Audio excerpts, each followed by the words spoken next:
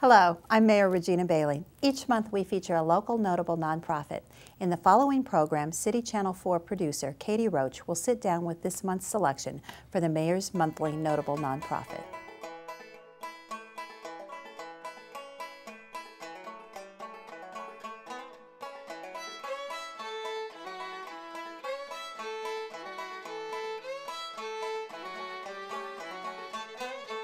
I'm here with Lori Haig, who is the program developer for WRAC.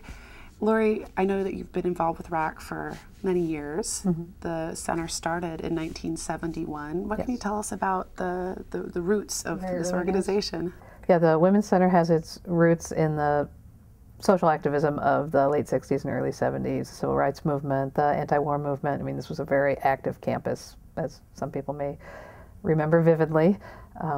And the Women's Liberation Front was an organization, a grassroots community activist organization that grew out of that time, and is the group that started the services that turned into WRAC. So what I think is most interesting about them and inspiring about them is that they looked around their community and saw the things that were missing and decided to make those things happen. So the things that they noticed that weren't there that they needed were women's health services, were an abortion referral line, the domestic violence intervention program, rape crisis line. None of those services existed. So the volunteers that wanted to make that happen just started meeting in people's apartments, basically, and started offering a rape crisis line and started an underground abortion referral service, because abortion was, of course, illegal in Iowa at the time.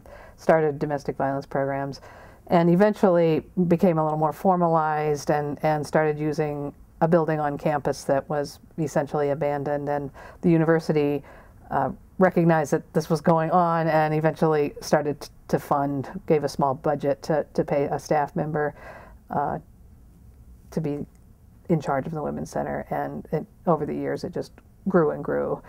It's been, 30-some years now. But I think what's important to note is that those services that those women put together in the early days turned into not only the Women's Resource and Action Center, but they turned into the Emma Goldman Clinic, the Rape Victim Advocacy Program, the Domestic Violence Intervention Program, and the Free Medical Clinic. All had their roots in special interest groups that were volunteers at the Women's Center. Wow. Yeah. That's amazing. Yeah, it is pretty amazing when you think back on that. It's a lot of stuff that we really take for granted. And, 35, 36 years ago, it just simply wasn't there. To see that people would go, well, we need this, so let's make it happen. You didn't write a grant, you didn't ask somebody for funding, you just started doing it out of your own apartment, and eventually it turned into something that has become institutionalized. Well, and as the program developer for WRAC, we're going to be speaking with some of the people who are running some of the programs here at the center.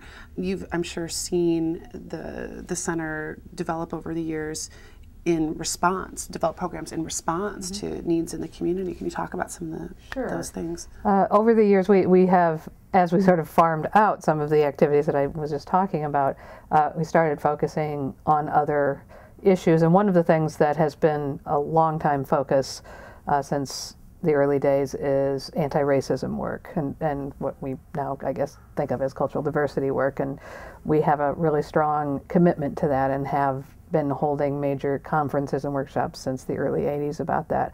And that's one of sort of our main focus areas right now is to continue that work in a variety of ways, including our diversity dialogue groups and including workshops that we do and some new initiatives that we're developing over the summer thanks to a Catalyst Award grant that we received this spring. So that's definitely been something that we have put a lot of energy into.